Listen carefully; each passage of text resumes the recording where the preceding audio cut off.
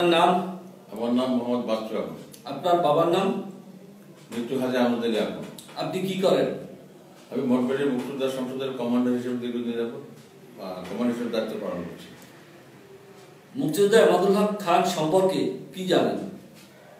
এমাদুল হক খান 1971 সালে উনি ছাত্র নেতা ছিলেন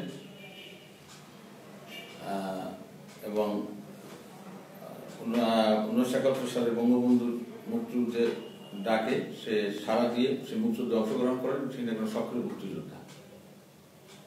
1975 সালে তার ভূমিকা কি ছিল? 1975 সালে জাতির জনক বঙ্গবন্ধুকে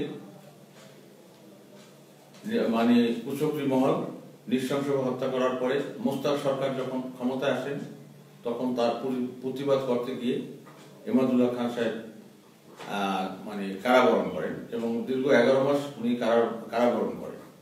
সম্প্রতি যুগান্তর পত্রিকায় গত 10 তারিখ এমাদুল হক খান সম্পর্কে যে মন্তব্য করা হয়েছে সে সম্পর্কে আপনি কি? সম্প্রতি 10 তারিখ যে যুগান্তর পত্রিকা তার সম্বন্ধে যে বানোয়াট মিথ্যা ভিত্তিহীন একটি সংবাদ পরিবেশন করেন, যেটা আমাদের মুক্তিযুদ্ধের উপরে সমস্ত মুক্তিযোদ্ধারা আঘাত পেয়েছেন এবং এটা সম্পূর্ণ মিথ্যা।